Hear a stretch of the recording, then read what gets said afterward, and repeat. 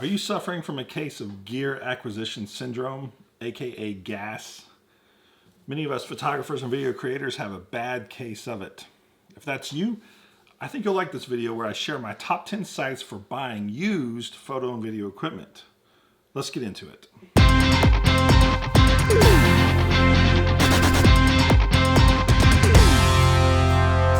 Hey, welcome back to the channel. My name is Kendrick Dish, and on this channel, I make videos that help content creators navigate this digital life.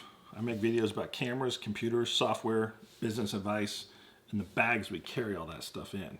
Be sure to check out this other video where I share the business case for buying used instead of new equipment. Now, I've categorized these into three groups. Let's start with what I categorize as non-taxed person-to-person exchanges. In-person exchanges are the most difficult and carry some personal safety concerns, so it's not for everyone. But in my experience, you trust your gut, meet up in a safe place, and just be extra thoughtful and abandon ship immediately if things start going fishy. The advantages of person-to-person exchanges is that you may not need to pay shipping costs, and even better, you don't pay taxes. So the pricing on these platforms is generally going to be the best. Now, I've been a Craigslist user for a really long time and have found jobs, roommates, apartments, camera gear, cars, furniture, and a ton of other used items. Craigslist was great for quite a really long time, but lately it seems they've lost a lot of traction to Facebook Marketplace. Now, Craigslist has some pros, but it's also got the most cons of anything on this list. But I still check the photo video section every day, and when something interesting pops up, I don't hesitate to jump on it. It's just been a while since anything interesting has actually popped up. I think a lot of sellers have moved on to these other platforms. Now, Craigslist is definitely more practical and useful if you live in or near a large city. And one thing you got to watch out for is the scams. If it looks too good to be true, it is definitely a scam. Don't even bother. It's also getting a bit messy with a lot of posts falling into the wrong categories, if you know what I mean. Lately, I've bought several items from sellers on Reddit. For many of you unfamiliar with Reddit, it's a forum site with a lot of different categories called subreddits, and people can vote posts up and down for various reasons. It's a pretty gigantic platform, and naturally there's a subreddit called Photo Marketplace. Users post what they're trying to sell with a price, and people can directly contact each other and work out details of making a transaction. So far, I found some of my best deals on this site, but partly I attribute that to the greater amount of risk being taken. There are scams here, and the chance of getting ripped off are high, especially if you're not careful. I check users' post history and try to verify that there is a real person behind the username and that they have conducted some sort of transaction before. But each time I buy something, I cross my fingers and I hope it works out, and so far so good. It's very similar to Craigslist in that the platform doesn't do anything to protect the users and instead just serves as a bulletin board and lets the users fend for themselves. This is probably not for the highly risk-averse crowd, and I encourage you to be extra cautious when sending money to strangers over the internet. Now, Facebook Marketplace has emerged as my favorite marketplace for browsing for used items, and it's for one simple reason. The browse algorithm is so good. It just shows me stuff I want to see automatically. It also allows me to check out the profile of someone before contacting them, and that makes it a little safer in theory. My wife and I moved last year, and we've sold a lot of unneeded things on Facebook Marketplace this year. All of our transactions have been positive, and nothing odd has happened.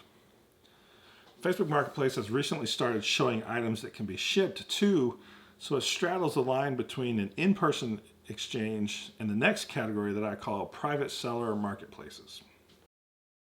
This category is where a regular user can list regular items for sale through a middleman platform. The sellers pay a fee, the buyers usually pay for shipping and taxes. Usually these platforms have some protections built in for both sides of the transaction, but you can still get scammed if you're not careful. One of the downsides to these sites is that you have to pay taxes on the stuff you buy. I'm of the opinion that you shouldn't have to pay taxes on used items whatsoever. So that this would encourage more people to buy used stuff so that less stuff goes into the landfills. But they're not making the distinction between new and used, and now all these sites are charging taxes. All right, the king of this category is eBay. I've been an eBay user since 1999. I've bought guitars, cars, cameras, bags, books, and all sorts of things on eBay. I've sold a metric ton of stuff too. It's one of the safer places to conduct online transactions, and that's in part due to its feedback system, which allows both sellers and buyers to rate each other and provide public comments. eBay consistently has some of the lowest used prices on the internet because it's an auction site. So there are good deals to be had. And there are sophisticated filtering mechanisms, and you can set up alerts for items you're interested in. So when I'm in the market to buy a used item, I set up a specific alert for when that item gets listed.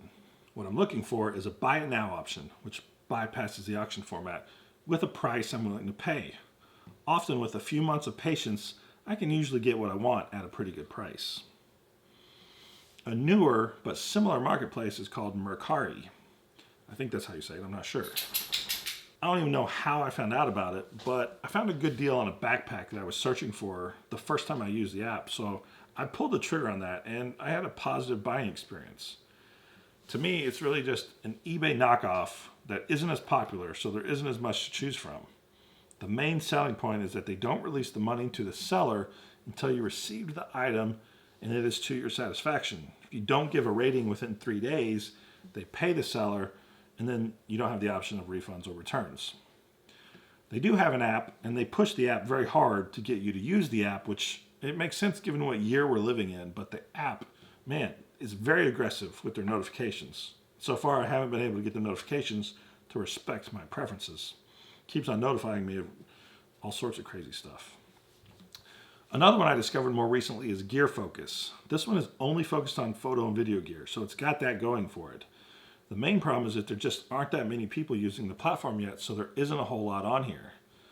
The builders of this platform understand those of us with GAS, the gear acquisition syndrome, and know that often we are both active sellers and active buyers.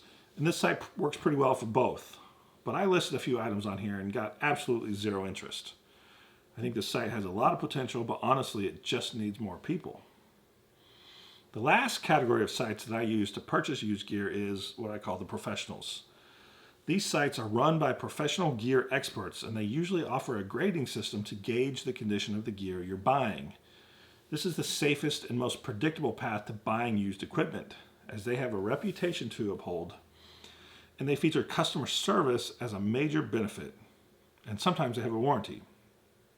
There's a slight premium you'll pay for this level of comfort, but it's probably the right choice for the majority of buyers looking at used equipment. Let's start with the used section of B&H Photo. You probably know B&H is one of the biggest sellers of new products, but they also have a robust used section. They offer a 90-day warranty, and you can return it within 30 days. Again, there's a condition grading system in place, so you have a pretty good understanding of exactly how used each item actually is. Another similar site is Adorama.com, another huge seller of new gear that also has a used section. Almost all of the same ideas apply. They grade the condition of every item and offer a 30-day money-back guarantee. Sometimes these items aren't even used. They are demo units or customer returns or discontinued items. So again, this is a great way to get lower prices on your gear. Here's a big one you may not be thinking about. Amazon.com. They actually have a renewal program with various resellers so they can sell what is basically refurbished gear. This gear comes with a 90-day warranty, and if you're not satisfied, just return it with a receipt. Now here's their definition of renewed. Amazon renewed products are capable of being repaired/refurbished and tested to look and work like new. Repair/refurbished capability means that products must have electrical and or mechanical components that can be replaced or upgraded to new or like new condition. The refurbishment process typically includes a diagnostic test, replacement of any defective parts, a thorough cleaning and inspection process, and repackaging. Since there are various providers of these refurbished items, it's hard to judge the quality of the refurbishment, but I'm pretty sure Amazon will kick out any vendor that has quality issues. So I think it's a pretty safe place to buy used gear. In fact, I bet some of the other players on this list are actually selling gear on Amazon as well as their own sites. Okay, so there are 3 huge companies that sell new and used gear, but there are also some companies that specialize in selling used gear only. One of the most well-known companies that does this is located right here in Atlanta, and it's called KEH. And they've been dealing used camera gear since 1979. I don't know what KEH stands for, but they have a nice idea when what they don't call it used gear, they just call it field tested, and I like that. They have a 10-point grading system and provide a 180-day warranty. Wow. And they promise to make it right if you're not happy. They do have a lot more photography gear than video gear, just so you know. By the way, there are links in the description, and some of them are affiliate links.